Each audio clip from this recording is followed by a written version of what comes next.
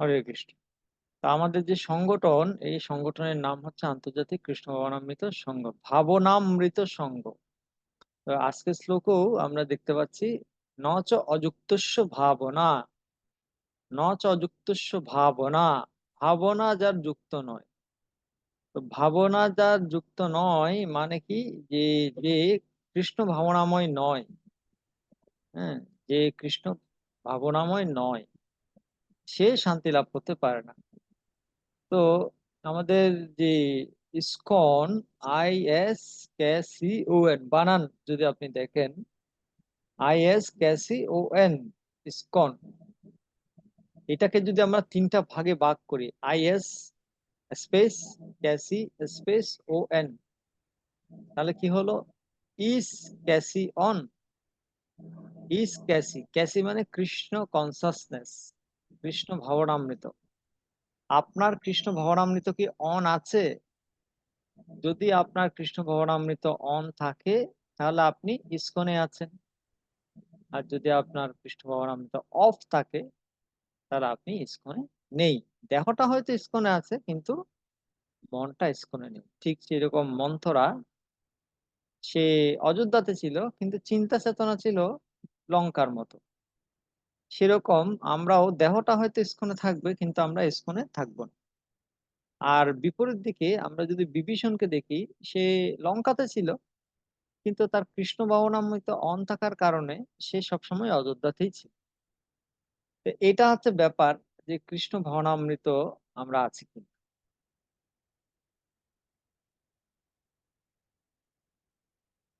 ভগবত গীতা থেকে জানা যায়, ভগবান ভগবানের অবস্থানে আছেন, জীব জীবের অবস্থানে আছে। জীব কখনো ভগবানের অবস্থানে থাকতে পারে না। সে যদি ভগবান হতে চায়, সে কেবল দুঃখই পাবে। ভোক্তারং যজ্ঞ তপসাম সর্বলোক মহেশ্বর, ভোক্তা আমি নই, ভোক্তা কৃষ্ণ। যদি আমি মনে করি আমি ভোক্তা, তাহলে সাথে সাথে দুঃখটাও পেতে হবে। হ্যাঁ, যদি মনে করি যে এই খাবারটা কে রান্না করেছে, আমি রান্না করেছি, তাহলে রান্না যেহেতু আমি করেছি, এটা জাল হলে সেটার ফলটা আমাকে পেতে হবে, মিষ্টি হলে সেটার ফলটা আমাকে পেতে হবে, টক হলে সেটার ফলটা আমাকে পেতে হবে। আর যদি আমি না করি, এটা কে করেছে, এটা রাধারানী করেছে, আমি রাধারানীকে সহযোগিতা করেছি, তাহলে একটা ভক্তিপূর্ণ চেতনা নিয়ে আমরা রান্না করব, শুদ্ধ চেতনা নিয়ে, পিওর চেতনা নিয়ে রান্না করব, ভগবানের জন্য আমরা রান্না করব। এর ফলে যাই ফল হোক, সেটা ভালো হোক মন্দ হোক, এটা ভগবান গ্রহণ করবে।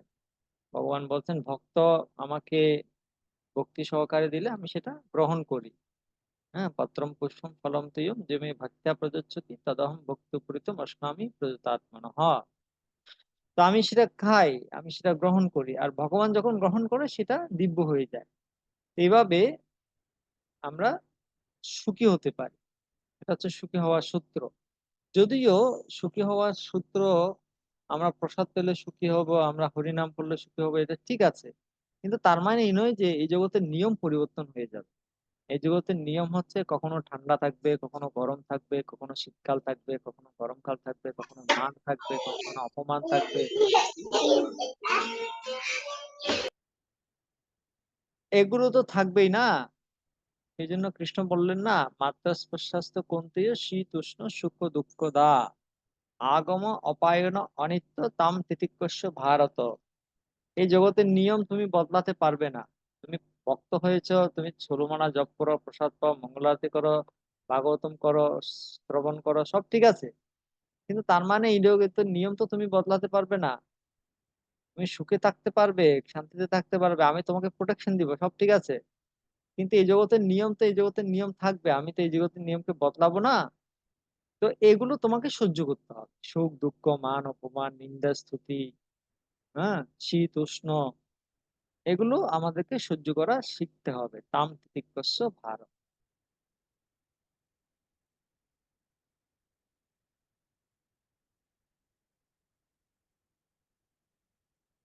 তো মানুষ উপলব্ধি করতে পারে যে তারা দুঃখ পাচ্ছে, সবাই এটা উপলব্ধি করতে পারে, এটা কাউকে বলার দরকার নেই, এটা ক্লাস দেওয়ার দরকার নেই, সবাই আমরা বুঝতে পারি যে আমরা দুঃখ পাচ্ছি।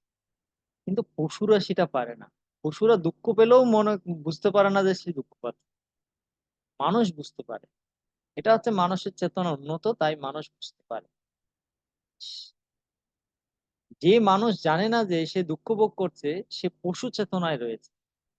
কিছু কিছু মানুষ এরকম আপনি দেখবেন, কিছু কিছু মানুষ না, বেশিরভাগ মানুষই তারা দুঃখ পাচ্ছে কিন্তু তারা বুঝতেই পারছে না যে তারা দুঃখ পাচ্ছে। তো এটা হচ্ছে কেন? তারা পশু চেতনায় রয়েছে, তাই তারা বুঝতে পারছে। এখানে আপনি দেখতে দেখতে পাচ্ছেন যে একটা বীভৎস একটা দৃশ্য, যেটা প্রায় সময় আমরা দেখে থাকি, বিশেষ করে কালী মন্দিরে বা বিভিন্ন কসাইখানায় এটা দেখা যায় যে যখন পশুদেরকে বলি দেয়া হয়, হ্যাঁ, যখন পশুদেরকে বলি দেয়া হয়, তা দেখতে আমার খুব কষ্ট লাগছে, তাই অফ করে দিলাম। পশুদের যখন হত্যার জন্য অসির সম্মুখে দাঁড় করানো হয়, তখন তারা বুঝতে পারে না, তারা বুঝতেই পারে না যে তাদেরকে বলি দেয়া হয়। আমরা যে আমরা যে জন্ম মৃত্যু জরা ব্যাধির ক্লেশ ভোগ করছি মানুষ হিসেবে, সে সম্পর্কে আমাদের সচেতন হওয়া উচিত। তা না হলে আমাদের চেতনাও ওই ছাগলের মতোই। এই সকল ক্লেশগুলো থেকে কিভাবে পরিত্রাণ পাওয়া যায় তা জানার জন্য আমাদের জিজ্ঞাসা হতে হবে। তাদেরকে জিজ্ঞাসা হতে হবে, আমি যে কষ্ট পাচ্ছি, আমি যে দুঃখ পাচ্ছি, কিভাবে আমি এই দুঃখ থেকে মুক্ত হতে পারি। তা না হলে আমাদের সাথে পশুদের আর কি পার্থক্য রইলো, তাই না?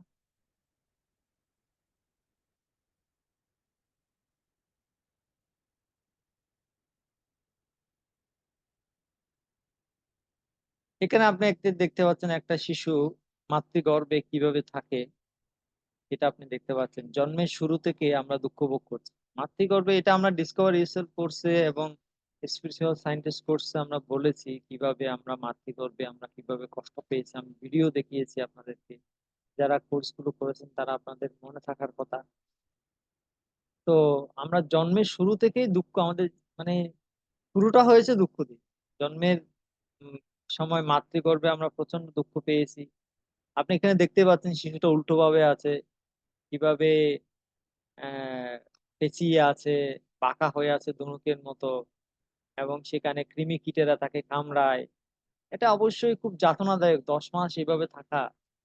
তো জন্মের সময় আমাদেরকে 9 মাস, হ্যাঁ 9 মাস না, 10 মাস হবে, মাতৃগর্ভে দৃঢ়ভাবে শিশুরূপে বন্দি করে রাখা, এটা একটা বন্দি দশা না।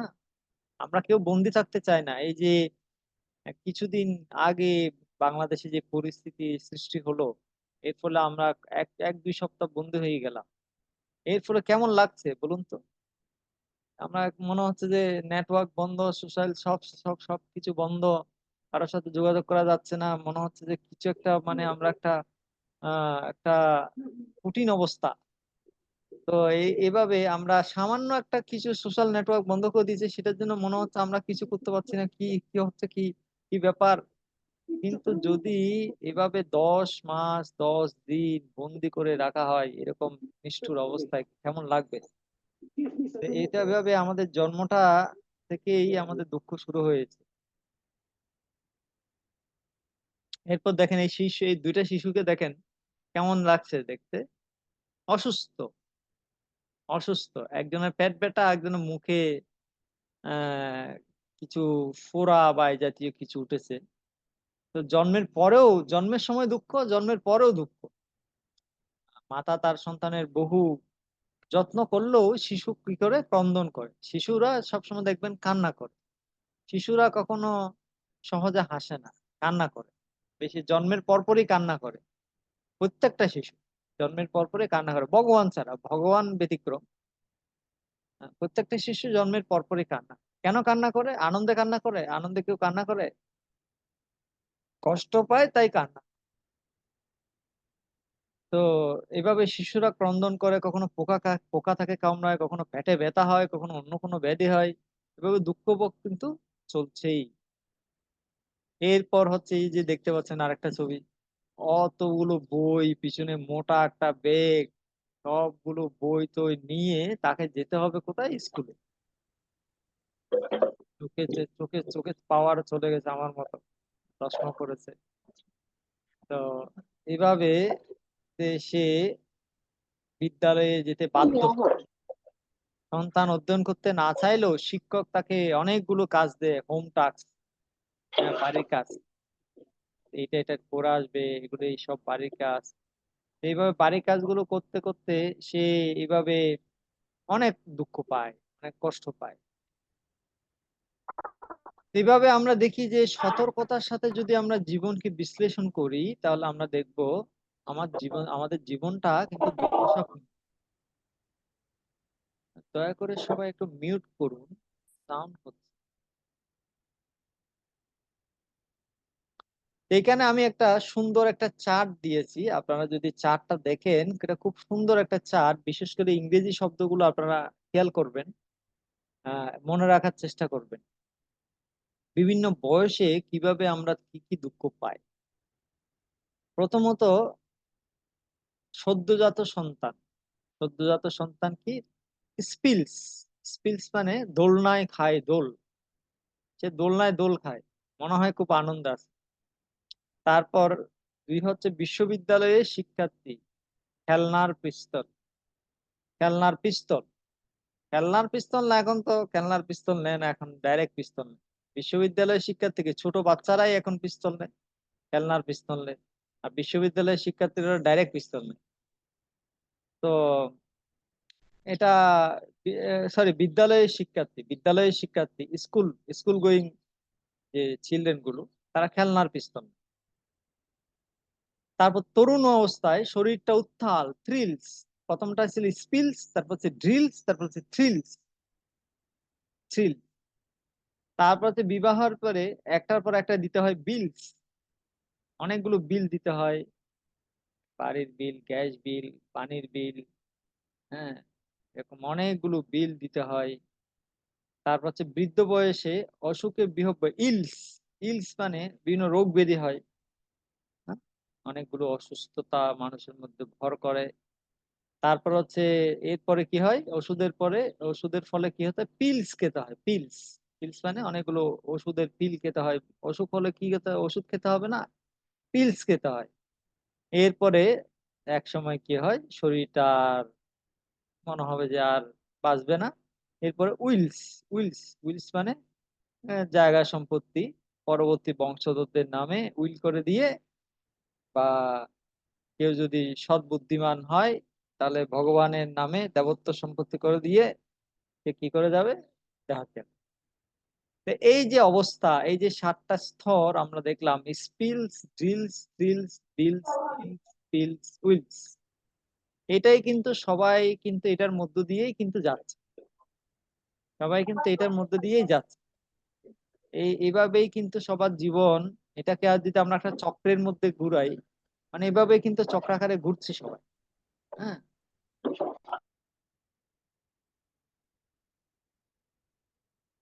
তো এখানে আপনি দেখতে পাচ্ছেন যে 14টি লোক, মাঝখানে আমরা আছি 7 নাম্বারে, ভূ লোক। উপরে আছে 6টা লোক, ভূগোল লোক, স্বর্গলোক, মহরলোক, জনলোক, তপলোক, সত্যলোক। আর নিচে আছে 7টা লোক, অতল, বিতল, সুতল, তলাতল, মহাতল, রসাতল, পাতাল। এটা কেন দেখালাম, তার কারণটা বলছি। যে যে লোকেই আপনি যান না কেন, 14টা লোকের মধ্যে যে লোকেই আপনি যান না কেন, কোনো লোকেই কিন্তু দুঃখ থেকে মুক্ত নয়, ক্লেশ থেকে মুক্ত লোক একটাও নেই জড়জগতে। উচ্চতর, মধ্যবর্তী বা নিম্নতর বা গ্রহলোক গুলো সহ 14টি গ্রহলোক আছে। এই গ্রহলোক গুলোতে কোনো কোনো লোকে আপনি দীর্ঘ জীবন পাবেন, কোনো কোনো গ্রহলোকে উচ্চতর আনন্দ উপভোগের সুযোগ আছে, কিন্তু দুঃখ থেকে মুক্ত কোনো লোক আপনি পাবেন না। আব্রহ্ম গুণার লোকা পুনরাবর্তী অর্জুন, পুনরাবর্তী অর্জুন, পুনর্জন্ম হবে। মামুপেত্য তো কুন্তেয় পুনর্জন্ম নবিদ্যতে। কেউ যদি আমাকে পায়, কৃষ্ণ বলছেন, কেউ যদি আমাকে লাভ করতে পারে, আমার ধামে ফিরে আসতে পারে, পুনর্জন্ম নবিদ্যতে, তার আর পুনর্জন্ম হবে না। কি হ্যাঁ, এটাই এটাই যেটা আমি বললাম, এটাই এখানে দিয়েছে।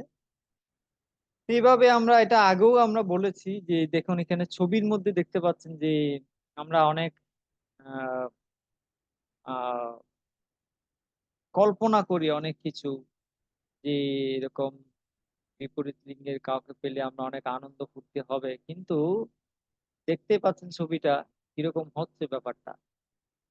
পুস্তকালয়ে যেমন বই আদান প্রদান করা হয়, তেমনি এই জড়জগৎ দুঃখের আলোয়ে আমরা শুধু দুঃখের আদান প্রদান করি।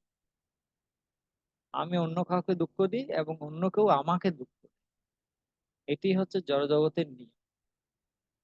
যদি আমরা মনে করি যে আমরা কেউ তো কাউকে দুঃখ দিচ্ছি না, আমরা দুঃখ না দিতে পারি, অন্য কেউ, কেউ না কেউ আমাদেরকে দুঃখ দিবে। এটা এটা আমি কালকে না পরশুদিন একটা ক্লাস শুনছিলাম গৌরাঙ্গ প্রভু।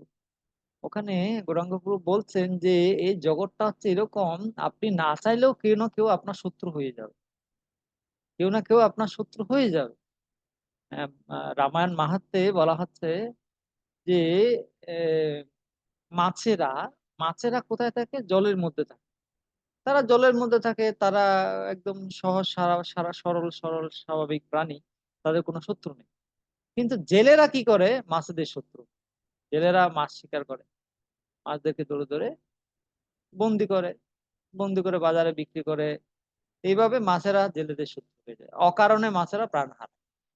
তাদের কোনো দোষ নেই, তারপরেও তারা অকারণে প্রাণ হারায়। তারপর বলা হচ্ছে কি যে হরিণ, হরিণেরা কি স্বাভাবিক সরল প্রাণী, গাছ পাতা খেয়ে থাকে, বনে জঙ্গলে থাকে, তাদের কোনো একদম সিম্পল লাইফ, তাদের কোনো শত্রু নেই। কিন্তু ওই বেয়াদও কি করে? হরিণকে শিকার করে, টার্গেট। এবং এভাবে সে বেয়াদের ফাঁদে পড়ে হোক বা শিকারে পড়ে হোক সে মারা যায়। এভাবে এই জগৎটা আপনি মনে করতে পারেন না আমি তো সুখে আছি, না আমার তো কোনো শত্রু নেই, আমার তো সব ভালো চলছে না। এই জগৎটা এরকম ভাবে তৈরি হয়েছে, এখানে আপনি না চাইলেও কেউ না কেউ আপনার শত্রু হয়ে যাবেই।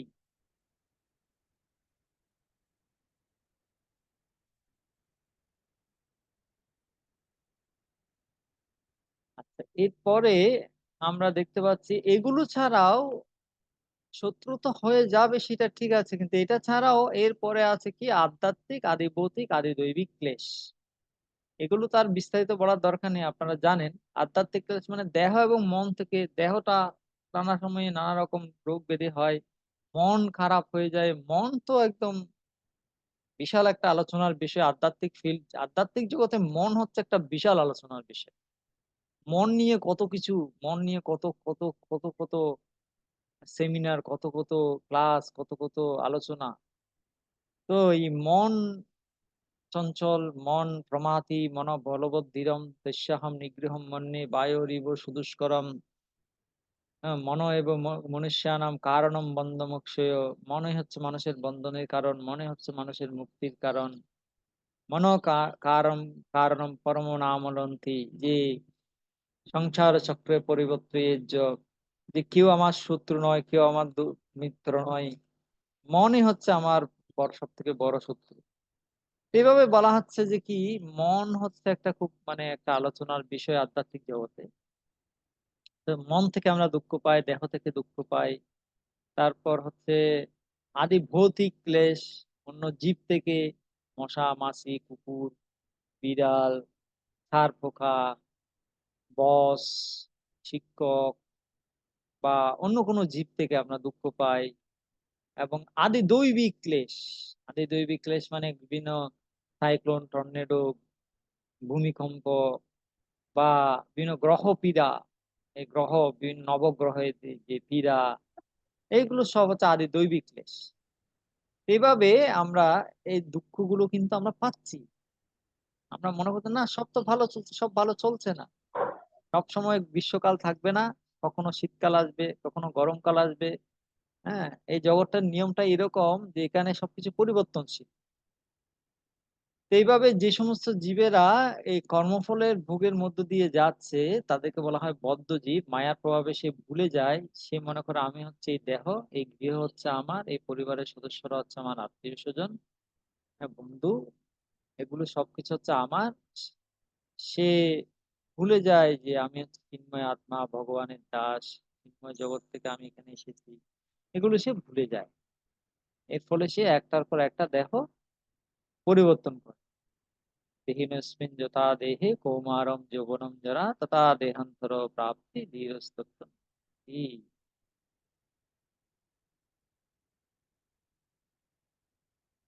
এভাবে সে খুব একটা বুদ্ধিমান নয়। সে বুদ্ধিমান নয় কেন? কারণ এখানে দেখেন, এই যে ছবিতে দেখেন, পাঁচটা ইন্দ্রিয় তাকে পাঁচ দিকে টানছে।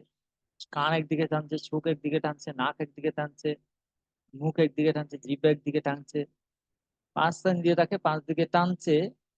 আর এই টানাটানির মধ্যে সে মনে করছে আমি উপভোগ করছি, কিন্তু আসলে সে সব থেকে কষ্টের মধ্যে আছে। নিরন্তর দুঃখ ভোগ করেও সে দুঃখের মূল কারণ অনুসন্ধান করে না। কি মূল কারণ সেটা সে অনুসন্ধান করে না।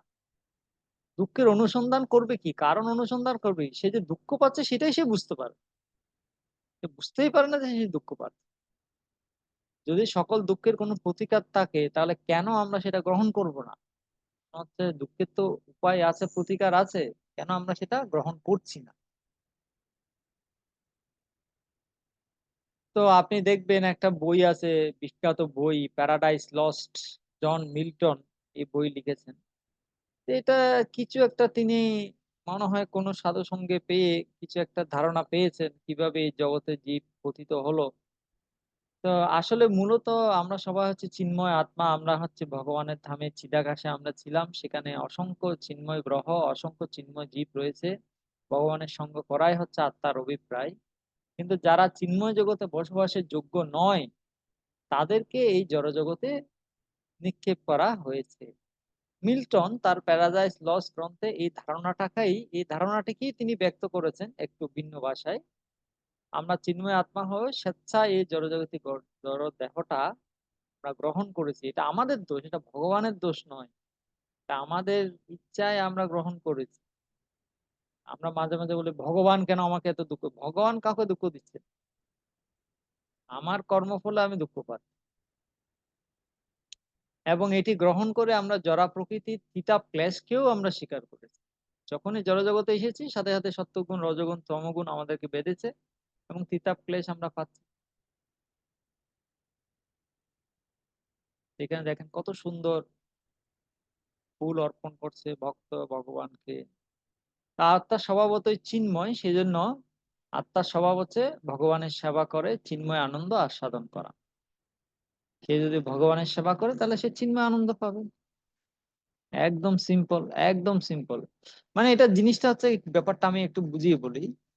মানে একটা ছেলে, একটা সন্তান, শিশু সন্তান, সে কেন দুঃখ পায়? পিতা মাতাকে ভুলে যায় তাই দুঃখ পায়। সে তার পরিচয় কি, তার পিতা মাতা কি, বাড়িঘর কোথায়, এটা শুধু যে সে সে যদি ভুলে যায় সে দুঃখ পাবে। রাস্তায় হারিয়ে যাওয়া সন্তানের মতো হয়ে যাবে। আর সে যদি মনে করতে পারে ও আমার বাড়ি এটা, এটা নিয়ে আমার পিতা মাতা, এটা আমার এই, এটা আমার ঠিকানা, পিতা মাতাকে সেবা করা আমার কর্তব্য, এটা যদি সে করে, সে যদি পিতা মাতাকে সেবা করে, তাহলে সে সুখে থাকবে। একদম সিম্পল। জিনিসের বিষয়টা খুবই সিম্পল। কিন্তু এই জগতে বেশিরভাগ লোকেরা কি করছে, জড় দেহ এবং জড় কর্মের মাধ্যমে সুখ লাভের চেষ্টা করছে। এটি হচ্ছে দুঃখের কারণ। এখানে দেখেন একটা ছবি, মানে ডলারের পিছনে দৌড়াচ্ছে। এটাই কিন্তু হচ্ছে, সবাই ডলারের পেছনে, টাকার পেছনে দৌড়াচ্ছে। সবাই ডলারের পেছনে দৌড়াচ্ছে, টাকার পেছনে দৌড়াচ্ছে।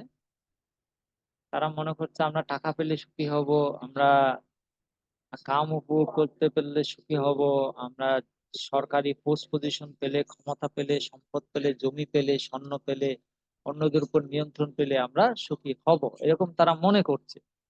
সবাই এটা মনে করছে। তো এখানে একটা মানে একটা ডায়াগ্রাম দেখতে পাচ্ছেন, আত্মা আর জড়। আত্মা কেন শ্রেষ্ঠ, জড় কেন নিকৃষ্ট? একসময় ছিল প্রভুপাদ এই প্রশ্নটি নিয়ে তার কিছু শিষ্যদের মাঝে আলোচনা করেছিলেন। ছিল প্রভুপাদ বললেন যে জড় শ্রেষ্ঠ নাকি আত্মা শ্রেষ্ঠ, জড় শ্রেষ্ঠ নাকি আত্মা শ্রেষ্ঠ? তো শিষ্য বললেন আত্মা শ্রেষ্ঠ। তো প্রভুপাদ বললেন কেন, কেন আত্মা শ্রেষ্ঠ? শিষ্য বলল কারণ আত্মা হচ্ছে ভগবানের একটি একটি অবিচ্ছেদ্য অংশ। সে প্রভুপাদ বললেন না, সেটা নয়। জড়ও হচ্ছে ভগবানের একটি অংশ। আত্মা যেরকম ভগবানের অংশ, জড়ও ভগবানের একটা অংশ। তারপর শিষ্য বলল না, তাহলে আত্মা হচ্ছে চেতন, সেই জন্য আত্মা শ্রেষ্ঠ। প্রভুপাদ বলল হ্যাঁ, এটা ঠিক আছে। আত্মা যেহেতু চেতন তাই আত্মা হচ্ছে শ্রেষ্ঠ, জড় যেহেতু চেতনা নেই তাই তাই সে নিকৃষ্ট। আত্মা যেহেতু চেতনা আছে তাই সে জড়কে নিয়ন্ত্রণ করতে পারে। জড়কে যেমন একটা পাইলট, পাইলট কি সে বিমান চালায়, বিমানটা হচ্ছে জড়। আর আত্মা পাইলট, পাইলট হচ্ছে আত্মা। তার যেহেতু চেতনা আছে, সে বিমানটাকে নিয়ন্ত্রণ করতে পারে, সে কারণে আত্মা হচ্ছে শ্রেষ্ঠ। এইভাবে সবাই বিভিন্ন রকম অভিমত প্রকাশ করার পরে অবশেষে শিল প্রভুপাদ বললেন, আত্মা জড় থেকে শ্রেষ্ঠ, কারণ এটি সে জড়কে ব্যবহার করতে পারে এবং জড়কে একত্রীভূত করে কিছু একটা তৈরি করতে পারে। যেমন আমি একটু উদাহরণ দিই, মনে করেন একটা মাটিটা কি, মাটিটা জড়। আর কুম্ভকার যারা ওই মাটি দিয়ে বিভিন্ন কলস বা পাত্র, বিভিন্ন বাসন কোসন বানায়, কুম্ভকার বলে, কুমোর। তো তারা কি করে, মাটিকে ওই চাকার মধ্যে ঘুরিয়ে অনেক রকম শেপ দেয়। কেউ ফুলদানি বানায়, কলস বানায়, মাটির থালা বানায়, বিভিন্ন রকম আকৃতি দিতে পারে। কেন? কারণ তার চেতনা আছে, সে জড়কে ব্যবহার করতে পারে এবং জড়কে একত্রীভূত করে কিছু একটা তৈরি করতে পারে। যেমন প্রপাত বললেন যে মাইক সিস্টেম, মাইকটা হচ্ছে জড়, টেবিলটা হচ্ছে জড়, কিন্তু আমরা সেটাকে ব্যবহার করে কত কিছু করছি। যেমন জুমটা কি, জুমটা হচ্ছে একটা সফটওয়্যার, একটা জড়। যে এটাকে ব্যবহার করে আমরা আমরা বক্তা সঙ্গ করছি, আমরা ক্লাস করছি, আমরা রেকর্ড করছি। হ্যাঁ, তো এটা হচ্ছে আত্মা জড়কে ব্যবহার করতে পারে, সে সেটাকে নিয়ন্ত্রণ করতে পারে। সেই জন্য আত্মা হচ্ছে জড় থেকে শ্রেষ্ঠ। কিন্তু আত্মা তার মানে নিয়ন্ত্রণ করতে পারে, তার মানে এই নয় যে সে ভগবান হয়ে গেল। তার নিয়ন্ত্রণের ক্ষমতাটা লিমিটেড।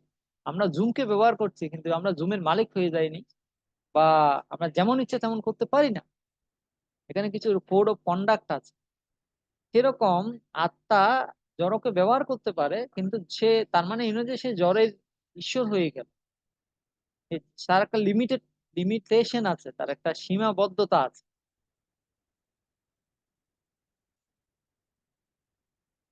যখন আত্মা জড়কে নিজের ইন্দ্রিয় তৃপ্তির জন্য ব্যবহার করে, তখন সে ফাঁদে আটকে যায়, যে জালে আটকে যায়, জড় পদার্থ তাকে ফাঁদে ফেলে দেয়।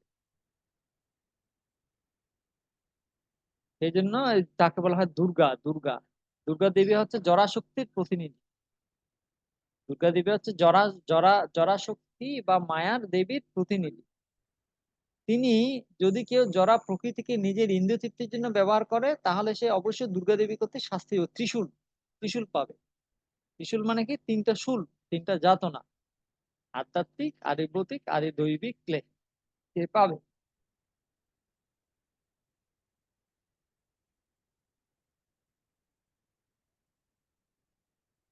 দেখা যাচ্ছে কি কারণে আমরা চিন্ময় জগৎ থেকে জড় জগতে পতিত হয়েছি, কি কারণে চিন্ময় জগৎ থেকে জড় জগতে পতিত হওয়ার প্রধান কারণ হচ্ছে আমরা আমরা স্বতন্ত্র হতে চেয়েছি, আমরা ভগবান থেকে পৃথক ভাবে উপভোগ করতে চেয়েছি। এবং আমরা চিন্তা করেছি যে আমি সর্বশ্রেষ্ঠ, আমি ভোক্তা, আমি প্রভু, আমি ভগবানের পরোয়া করি না, আমি নিজেই ভগবান হব। এরকম আমরা যেহেতু চিন্তা করেছি, সেজন্য আমরা চিন্ময় জগৎ থেকে জড় জগতে আমরা পতিত হয়েছি।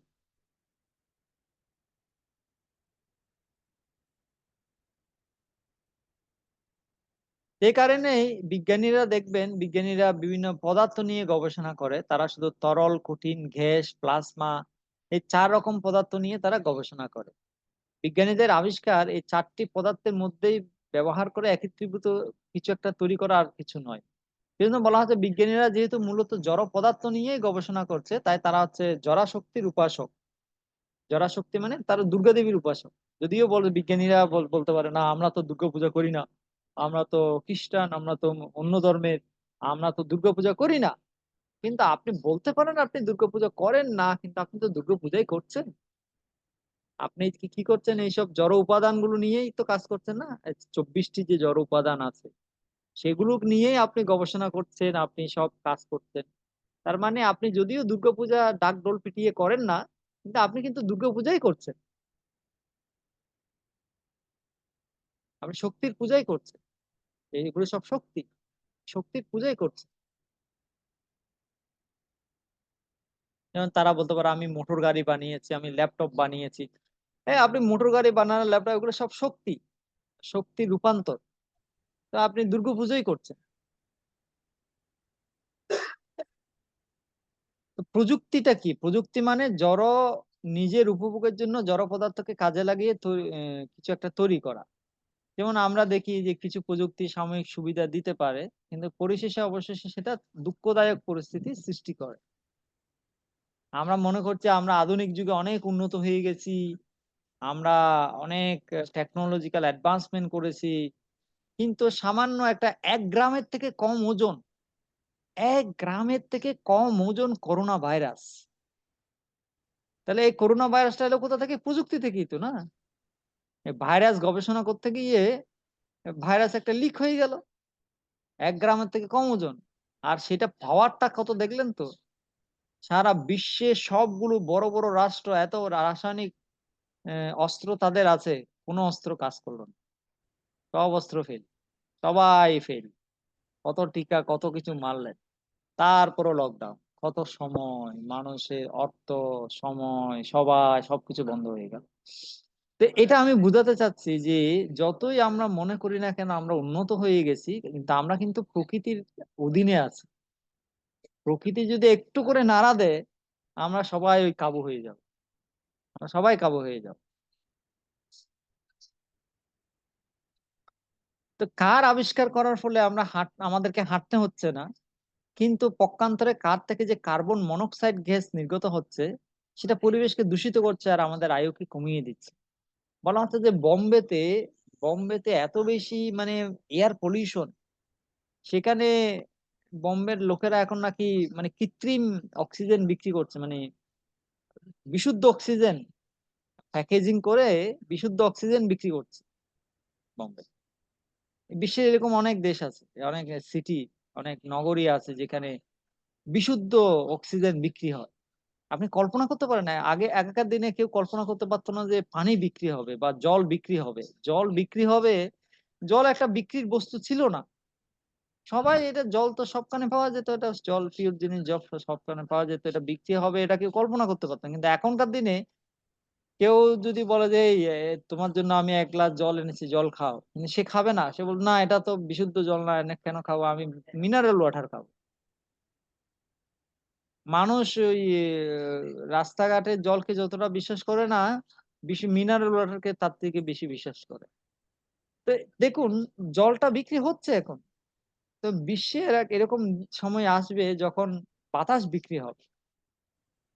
বাতাস বিক্রি হবে, এরকম সময় আসছে। তো কেন আমরা মনে করছি আমরা উন্নত হচ্ছি? কোথায় আমরা উন্নত হচ্ছি? আমরা অবনতির দিকে যাচ্ছি। যে জিনিসগুলো বিক্রি নয় সেগুলো বিক্রি হচ্ছে। আর যেগুলো বিক্রির সেগুলো বিক্রি হচ্ছে না। কোনগুলো বিক্রি? খাদ্যশস্য, এগুলো বিক্রি, এগুলো এখন পাওয়া যাচ্ছে না। অনেক পুরনো শাকসবজি এখন লুপ্ত হয়ে গেছে। সে পাওয়া যাচ্ছে না, বাজারে নেই। লুপ্ত হয়ে গেছে।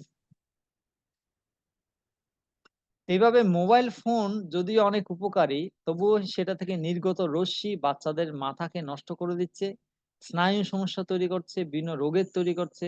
আপনি দেখবেন এখনকার দিনে তো বাচ্চারা একদম ছোট বয়স থেকে, এই যে পিচ্চি, পিচ্চি ছেলেটাকে ছবিতে দেখতে পাচ্ছি। কত ছোট বয়স, কিন্তু সে মোবাইল ফোনে এমনভাবে মানে মগ্ন হয়ে গেছে, কিছু বুঝে না।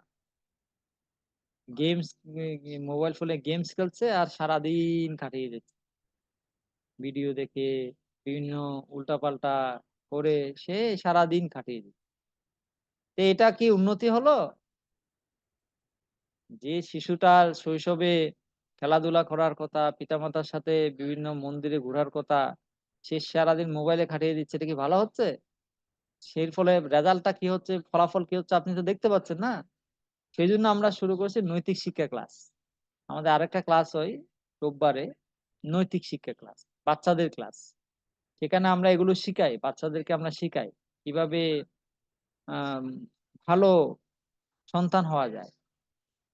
তা আপনাদের যদি এরকম কোনো শিশু থাকে যারা মনে হচ্ছে যে বিগড়ে যাচ্ছে, তাদেরকে আপনারা আমাদের নৈতিক শিক্ষা ক্লাসে ভর্তি করিয়ে দিতে পারেন।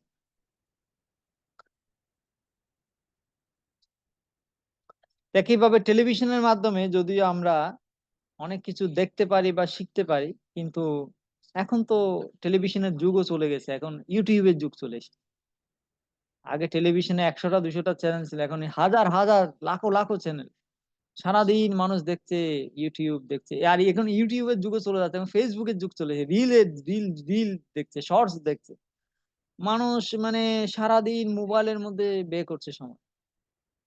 তো এর ফলে কি হচ্ছে, মোবাইল থেকে নির্গত রশ্মি স্নায়ু সমস্যা তৈরি করছে, সৃষ্টি করছে, বহু রকমের সমস্যা তৈরি করছে। এগুলোর উপর আমরা বহু কিছু দেখিয়েছি বাচ্চাদেরকে, বিশেষ করে বাচ্চাদেরকে, যেহেতু আমি ক্লাস দিয়ে থাকি, আমি অনেক কিছু দেখিয়েছি কিভাবে কত রকমের সমস্যা তৈরি করছে।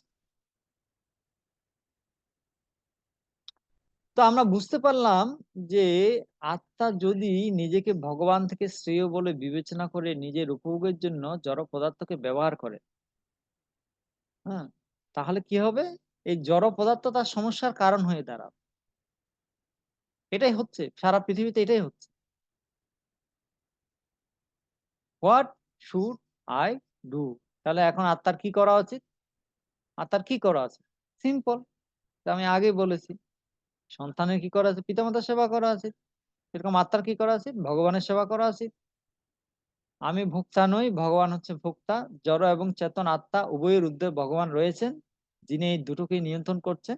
তাই আত্মার প্রথম উপলব্ধি করা উচিত, ভগবান হচ্ছেন এই পুরো বিশ্ব ব্রহ্মাণ্ডের মালিক, আমারও মালিক, তিনি সকলের মালিক, তিনি হচ্ছেন প্রকৃত ভোক্তা, তিনি হচ্ছেন প্রকৃত নিয়ন্তা। আমরা ভোক্তা নই, আমরা হচ্ছি দাস, আমরা হচ্ছে তার দাস, আমরা হচ্ছে তার সহযোগী। ভগবান হচ্ছেন পুরুষ, আমরা হচ্ছি প্রকৃতি।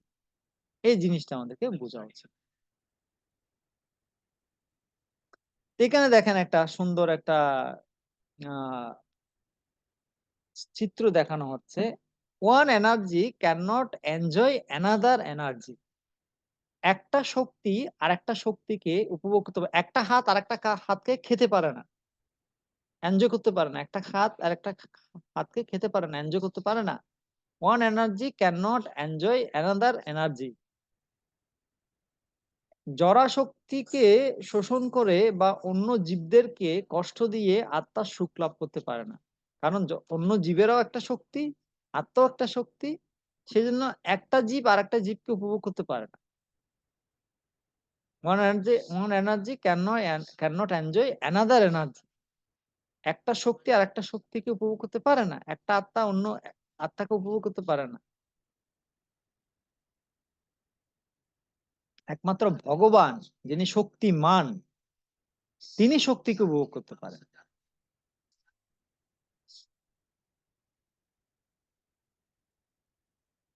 তো আমরা তার উপভোগের সহযোগী, আমরা ভগবানের উপভোগের সহযোগী, তার প্রতিযোগী নই।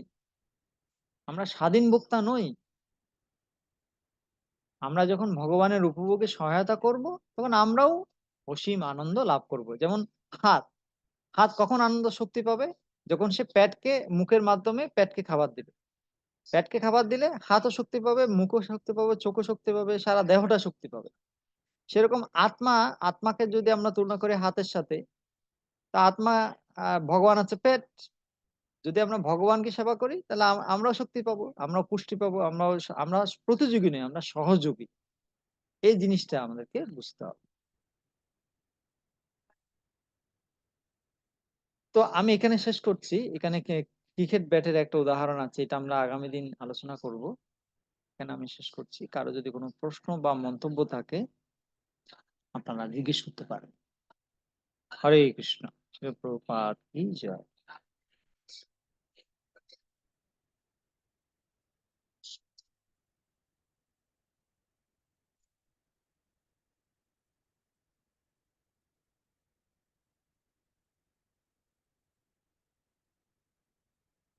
হাত তুলতে পারেন যদি কারো কোনো প্রশ্ন থাকে।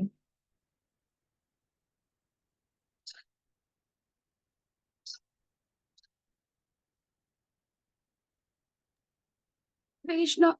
প্রভু প্রণাম। হ্যাঁ মাতা। প্রভু, আপনি ওই যে একটু আগে বললেন যে পয়সা কড়ির ব্যাপারে আমরা যেভাবে দৌড়াচ্ছি আর কি, আমরা স্বাভাবিকই বেশি অর্থের পিছনে আমরা দৌড়াই। তো সেটা কিন্তু বাস্তবিক যে সমাজ বা যা কিছু পরিস্থিতি, পয়সা কড়ি না হলেও তো হয় না আমাদের, তাই না? হুম। কিন্তু ওই যে বলছে না যে আমরা সবাই আসলে পয়সার পিছনে দৌড়াচ্ছি, ভাবছি পয়সাতেই আমাদের সুখ আছে। হয়তো যদিও সুখ পুরো এনে দিতে পারে না হয়তো অর্থ, কিন্তু কিছুটা তো হয়তো পয়সা তার জন্য দায়ী থাকে, তাই না? পয়সা না থাকলে সংসারে অনেক অনেক অশান্তি আসে, হ্যাঁ কি না বলুন প্রভু? তা আমার সেটা প্রশ্ন যে আপনি যেটা বললেন যে আমরা তো সবকিছু ছেড়ে দিয়ে ভগবানের নাম করছি, ঠিক আছে, তার উপর আমাদের বিশ্বাস আছে, ভক্তি আছে, ভগবান যা করবেন, কিন্তু পয়সাটাকেও অন্তত না হলে হয় না, তাই না? হ্যাঁ, এটা ভাগবতমে বলা আছে যাবৎ অর্থ প্রয়োজনম, যাবৎ অর্থ প্রয়োজনম, মানে যতটুকু অর্থ আপনার জীবন ধারণের জন্য দরকার ততটুকুর জন্য আপনি প্রয়াস করুন, অতিরিক্ত দরকার নেই, অতিরিক্ত প্রয়াসের দরকার নেই। আচ্ছা আচ্ছা, আসলে কি একটু আসলে আবার একটু লোভ বেড়ে যায় না, যে এইটাই একটু তাই আসলে মনে লোভ। হয় আরে। হ্যাঁ, হ্যাঁ, হ্যাঁ, হ্যাঁ, এই তো আপনি একদম সঠিক জায়গায় এসেছেন, সঠিক জায়গায় হাত দিয়েছেন। এই লোভটা আছে বলেই তো আমরা দুঃখ পাচ্ছি।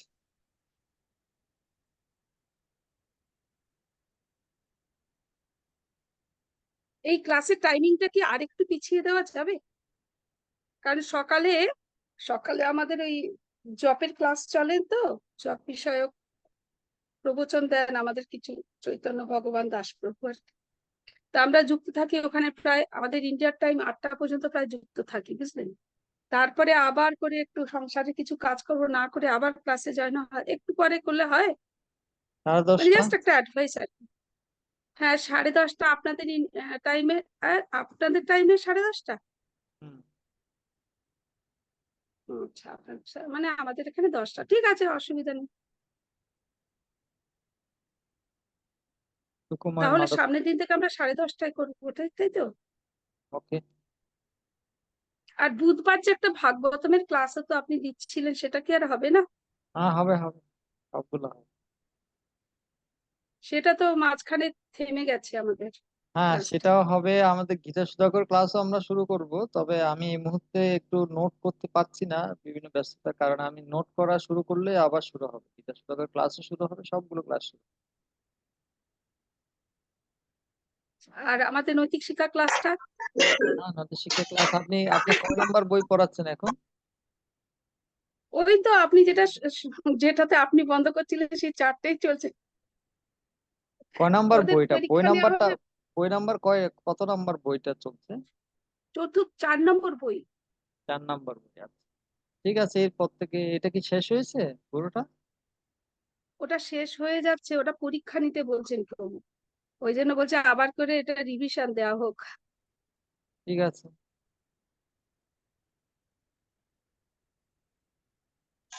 হরে কৃষ্ণ, প্রণাম প্রভু। আমার একটা প্রশ্ন। হ্যাঁ, বলুন। প্রভু, আমাদের ভক্তরা তো অনেক কষ্ট আছে, যে অনেকে বলে জড়জগতের সুখ, এরা টাকা পয়সা, মানে এরার ভিতরে শুদ্ধতাটা নাই, আমরা কাছে কিন্তু শুদ্ধতাটা বেশি। আমরা কেন এত কিছু মানি, তারপরে কেন আমাদের জীবনে কষ্টটা বেশি আসে? জড়জগতের অনেক সুখ, মানে এরা যা চায় তা, কিন্তু আমরা ভক্তদের মধ্যে এত কষ্ট কেন আসে? মানে বলে তোমরা এত ভগবানরে ডাকো, তোমরা আবার কষ্ট আসতো কেন ভিতরে? তোমরা তো সবসময় সুখে থাকো। আসলে আমরা সুখের সংজ্ঞাটাই জানি না, তাই আমরা মনে করি ওরা সুখে আছে, আমরা দুঃখে আছি। সুখ মানে কি? আপনার দেহ সুস্থ আছে, মন সুস্থ আছে, আত্মা সুস্থ আছে, মনে শান্তি আছে, সন্তুষ্টি আছে, স্যাটিসফ্যাকশন আছে, এটাকে বলা হয় সুখ। ঠিক আছে। আপনি দেখবেন জড়জাগতিক লোকেরা যতই তাদের টাকা পয়সা থাকুক বা যতই তাদের ধন সম্পদ অর্থবিত্ত থাকুক না কেন, ওদের সবকিছু আছে কিন্তু মনে সন্তুষ্টি নেই। ওরা বহু কিছু খাচ্ছে, উল্টাপাল্টা খাচ্ছে, অনেক কিছু ঘুরছে আর ফিরছে, দেখাচ্ছে মানুষকে বহু কিছু, কিন্তু মনে কিন্তু সুখ নেই। ওই ঝগড়াঝাটি এগুলো লেগে আছে দেখবেন। হ্যাঁ, কলহ লেগে আছে করে, সন্তুষ্টি নেই ওদের মধ্যে, স্যাটিসফ্যাকশন জিনিসটা ওদের মধ্যে নেই। তো যে যে মনেই সন্তুষ্ট নেই, সে বাইরে বাইরে মানুষকে সবাইকে দেখাচ্ছে আমি সুখী, কিন্তু আমি আসলে সুখী নেই। এরকম হওয়া ভালো, নাকি বাইরে আমি দেখাচ্ছি না অত, কিন্তু আমি মনে সুখী? এটা ভালো, কোনটা ভালো পথ?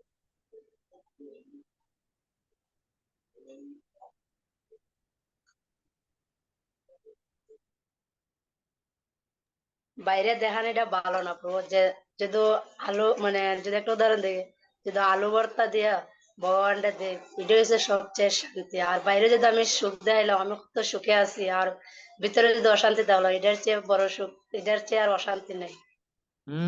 এই তো আপনি বুঝতে পেরেছেন। ধন্যবাদ। সুকুমার প্রভু বলুন।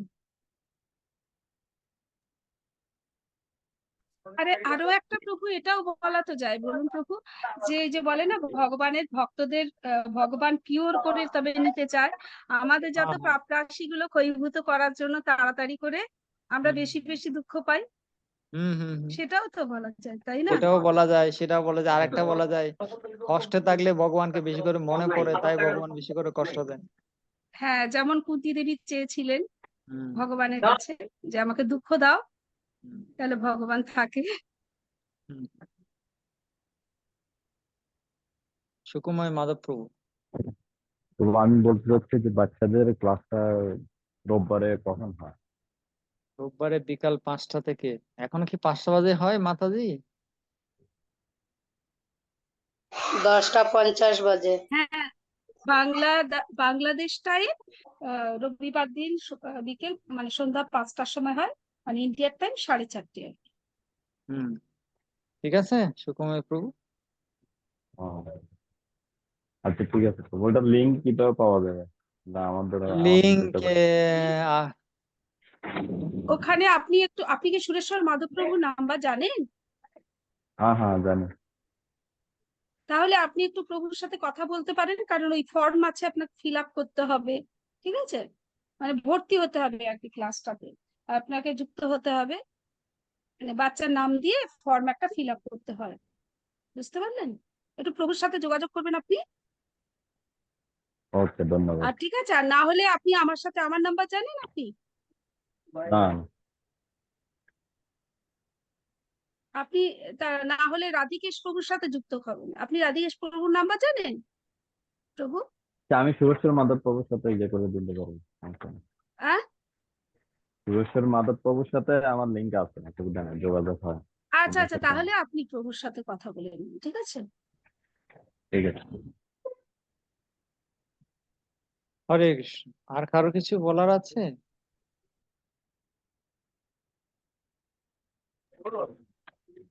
তবু গত ক্লাসটা আমি দেখি নাই আপনার, চ্যানেল বেসটা শেষ করলেন, আমি তো ছিলাম না। এটা তো প্রায় 1-1.5 ঘন্টার ক্লাস ছিল ওটা। তো এখন রেকর্ড করা হয়নি, কিভাবে দেখবেন বলুন? আপনি পার্সোনালি কথা বলুন, ঠিক আছে? পার্সোনালি কথা বলুন। ঠিক আছে। হরে কৃষ্ণ। হ্যাঁ।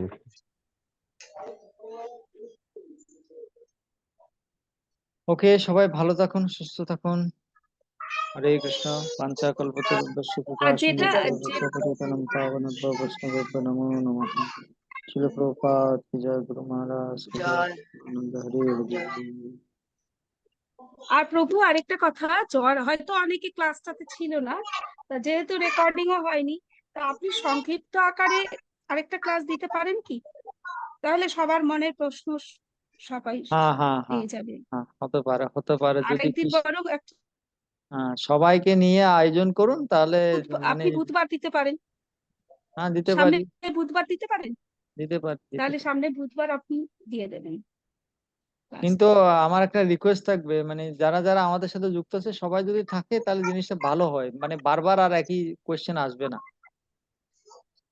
হ্যাঁ, আসলেই কি হয়েছে, এই নেটওয়ার্কের প্রবলেম হওয়ার জন্য আপনাদের ওখানে এখন আমাদের সবাইকে ডাকতে হচ্ছে ক্লাসে, বুঝলেন? অনেকেরই নেটের সমস্যা, তো সবাই যুক্ত হতে পারছে না। ঠিক আছে, তাহলে আমরা আগামী বুধবারে আবার আলোচনা করবো। বাঞ্ছাকল্পতরুভ্যশ্চ কৃপাসিন্ধু ভৈরবেশিত পাঞ্চাকল্পতরুভ্যশ্চ হরে কৃষ্ণ হরে কৃষ্ণ হরে কৃষ্ণ কৃষ্ণ কৃষ্ণ হরে হরে হরে হরে কৃষ্ণ রাম কৃষ্ণ রাম কৃষ্ণ হরে হরে হরে। হরে, হরে রাম হরে রাম রাম রাম। সকলের মঙ্গল কামনায় আজকে ক্লাস শেষ করলাম। সুমা মাতাজি, আপনার সাথে একটা কথা বলতে চাই। আপনি আমাকে পার্সোনালি ফোন করবেন,